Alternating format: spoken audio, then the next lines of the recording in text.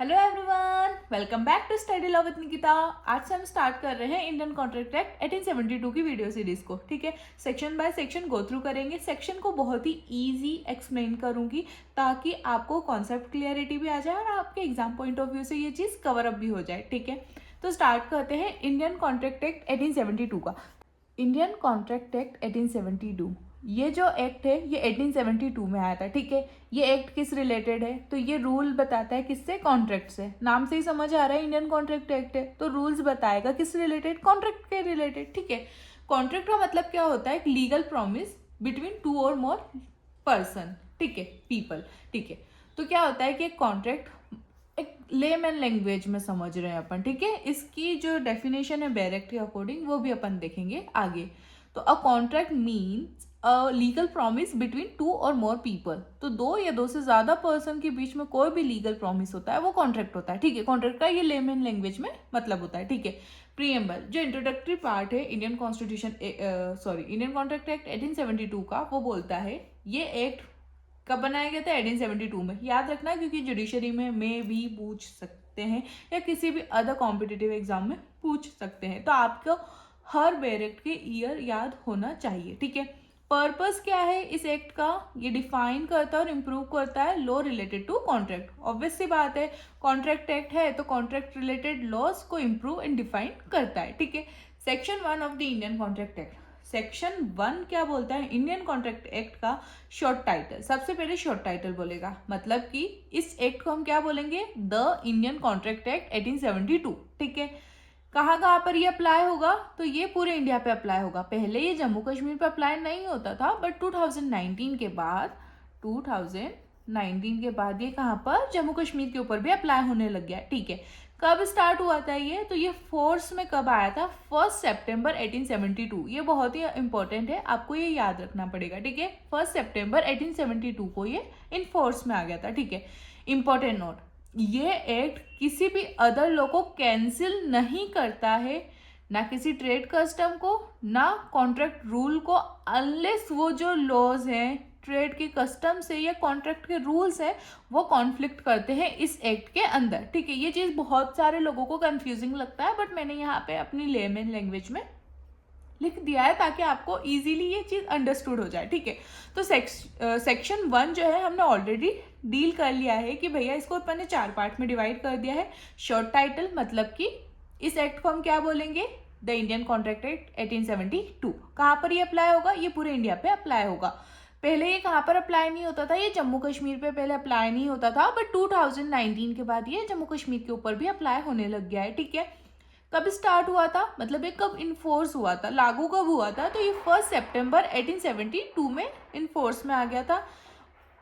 और इसका जो फोर्थ पार्ट है, अपन ने इंपॉर्टेंट नोट की उसको हेडिंग दे दी है।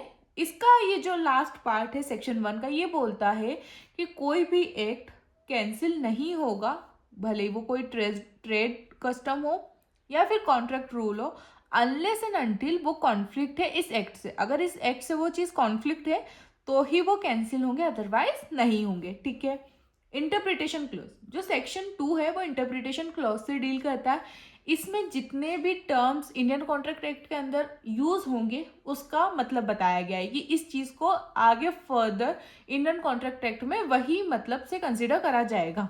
ठीक है, इजी मीनिंग विथ एग्जाम्पल, इसमें अपन एग्जाम्पल से भी डील करेंगे। ठीक है, ताकि आपको इजीली अंडरस्टूड हो जाए चीजों को। ठीक है, तो प्रपोजल का मतलब क्या होता है, ऑफर। ठीक है, कोई भी पर्सन अपनी विलिंगनेस को क्या करता है, शो करता है कुछ चीज को करना, टू डू और नॉट टू डू समथिंग, कुछ चीज को ना करना, to get another person's agreement.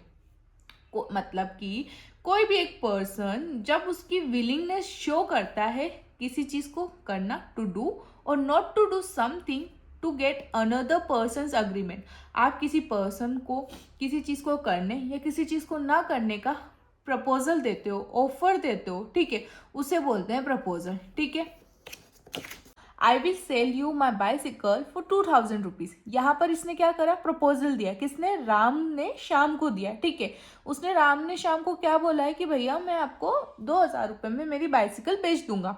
अब इस चीज को उसने एक्सेप्ट कर लिया तो ये बन जाएगा एक्सेप्टेंस। किसने? श्याम ने राम की जो प्रपोजल दिया गया है उसको एक्सेप्ट कर लिया तो वो बन जाएगा एक्सेप्टेंस। ठीक है, तो व्हेन द अदर पर्सन, जिसको प्रपोजल या फिर ऑफर दिया जा रहा है, अगर वो पर्सन उस चीज को अग्री कर लेता है तो वो बन जाएगा एक्सेप्टेंस। ठीक है, एग्जाम्पल से समझते हैं कि जो राम श्याम वाला एग्जाम्पल अपन कैरी फॉरवर्ड करेंगे ताकि आपको जो कॉन्सेप्ट क्लियरिटी और कैसे फ्लो में चीजें वर्क करती है वो समझ आ जाएगा। ठीक है, तो श्याम ने बोला कि okay I will buy it, मतलब मैं तुझे 2,000 रुपये में मेरी बाइसिकल बेच दूंगा।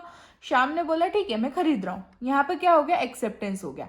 अब यहाँ पे क्या, जब प्रपोजल एक्सेप्ट हो जाता है तो वो क्या बन जाता है? प्रॉमिस। ठीक है, एग्जाम्पल जैसे राम ने प्रॉमिस करा कि वो बाइसिकल देगा शाम को, और शाम ने राम को प्रॉमिस करा कि मैं तुम्हें 2,000 रुपये दूंगा। ठीक है, तो ये क्या बन गया? इनके बीच में प्रॉमिस बन गया। ठीक है, इसके कॉन्ट्रैक्ट के अंदर दो पार्टीज होती है, एक प्रॉमिसर और एक प्रॉमिसी। प्रॉमिसर कौन होता है? जो ऑफर करता है, हु मेक्स द प्रॉमिस। ठीक है, promisee who accept the promise, जिसने एक्सेप्टेंस ली है, जिसने एक्सेप्टेंस दी है वो प्रॉमिसी हो जाएगा, और जिसने ऑफर करा है वो प्रॉमिसर हो जाएगा। एग्जाम्पल में वही, जैसे राम प्रोमिसर है क्योंकि उसने बोला कि मैं तुम्हें मेरी बाइसिकल 2,000 रुपये में बेच रहा हूँ। ठीक है, तो श्याम ने बोला प्रॉमिसी, श्याम प्रॉमिसी बना। कैसे? उसने क्या बोला? Okay I will buy it. ठीक है, इनका मतलब होता है something given in return for a promise. जो प्रॉमिसर और प्रॉमिसी के बीच में जो प्रॉमिस हुआ है उसमें एक दूसरे को अपन क्या रिटर्न करते हैं, जैसे कि बाइसिकल फ्रॉम राम और 2,000 रुपीज फ्रॉम श्याम। तो श्याम 2,000 रुपये देगा और राम बाइसिकल देगा, तो राम को क्या मिलेंगे? 2,000 रुपीज मिलेंगे, श्याम को क्या मिलेगा? बाइसिकल मिलेगा। तो ये क्या कर रहे हैं? रिटर्न में कुछ दे रहे हैं, तो वो रिटर्न में जो मिल रहा है ना उसे बोलते हैं कंसिडरेशन। जिससे money and bicycles are consideration. Simple rule, something for something. आप कुछ ले रहे हो, दूसरे हाथ से कुछ ले रहे हो, एक हाथ से दे रहे हो, सॉरी दूसरे हाथ से ले रहे हो, तो वो होता है कंसिडरेशन। ठीक है, तो यहाँ पर आपको एग्जाम्पल समझ आ गया कि 2,000 रुपये राम को मिल जाएंगे इन रिटर्न और बाइसिकल मिल जाएगी शाम को इन रिटर्न। ठीक है, तो वो हो जाएगा कंसिडरेशन। फिर आता है agreement. Every promise with consideration is an agreement. Her promise जो कि कंसिडरेशन के साथ होता है वो अग्रीमेंट होता है। जैसे बाइसिकल फॉर मनी, या अग्रीमेंट हो गया। ठीक है, रेसिप्रोकल प्रोमिसेस क्या होते हैं? जब दोनों पार्टीज प्रॉमिस करती है एक दूसरे से कुछ टू ईच अदर। ठीक है, when both people promise something to each other. Example जैसे राम ने प्रॉमिस करा कि मैं तुम्हें बाइसिकल दे दूंगा, श्याम ने प्रॉमिस करा कि मैं तुझे पैसे दे दूंगा। ठीक है, तो यही क्या हुआ? ये रेसिप्रोकल प्रोमिसेस हुए। ठीक है, वॉइड एग्रीमेंट क्या होते हैं? जो agreement not allowed by law और नॉट इन्फोर्सेबल बाय लॉ होते हैं वो वॉइड अग्रीमेंट होते हैं। इनकी कोई लीगल वैल्यू नहीं रहती है। ठीक है, अपन बोलते हैं ना नल एंड वॉइड, तो वॉइड अग्रीमेंट जो कि लॉ के द्वारा इन्फोर्स नहीं हो सकते, वो अग्रीमेंट जो कॉन्ट्रैक्ट नहीं बन सकते, वो होते हैं वॉइड अग्रीमेंट। ठीक है,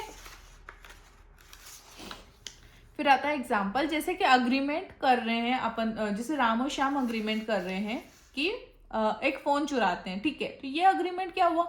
ये कानून के थ्रू इन्फोर्स हो सकता है क्या? नहीं। ठीक है, तो ये क्या हो जाएगा? वॉइड अग्रीमेंट हो जाएगा। फिर आता है कॉन्ट्रैक्ट।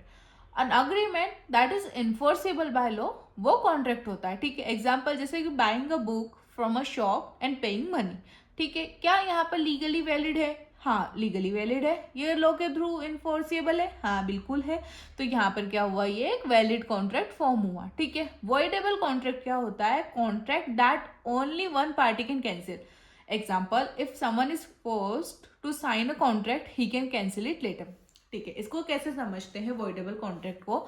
वॉइडेबल कॉन्ट्रैक्ट क्या होते हैं? ना तो वॉइड होते हैं ना वैलिड होते हैं। ठीक है, ये जो दो पार्टीज होती हैं, दो, अपन ने क्या पढ़ा था? दो या दो से ज्यादा पार्टीज होती। तो जब भी दो पार्टीज होती है या दो से ज्यादा पार्टीज होती हैं, उनमें से एक पार्टी के पास क्या रहता है? ऑप्शन रहता है कि या तो वो अग्रीमेंट को वैलिड कर सकते हैं या फिर वॉइड कर सकते हैं। ठीक है, जैसे कि एग्जाम्पल था कि किसी ने फोर्सफुली एक पर्सन से साइन करवाया कॉन्ट्रैक्ट। ठीक है, अब जिस पर्सन के ऊपर फोर्स यूज हुआ था वो क्या कर सकता है? उसके पास ये ऑप्शन है क्या कि या तो वो कॉन्ट्रैक्ट को वैलिड कर सकता है या फिर वॉइड कर सकता है। क्यों? क्योंकि उससे फोर्सफुली साइन लिया गया था। ठीक है, तो उसके पास ऑप्शन है ये लेटर ऑन स्टेज पे कि या तो वो कॉन्ट्रैक्ट को वैलिड बना दे या वॉइड बना दे। ठीक है, तो ये होता है वॉइडेबल कॉन्ट्रैक्ट। फिर आता है वॉइड कॉन्ट्रैक्ट।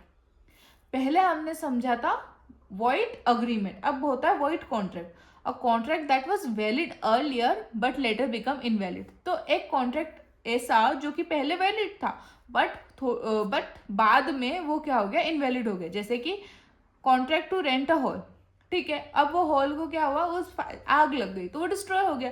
तो कॉन्ट्रैक्ट पहले क्या था, वैलिड था, बट अब क्या हो गया, वॉइड हो गया। ठीक है, तो ये वॉइड कॉन्ट्रैक्ट होते हैं।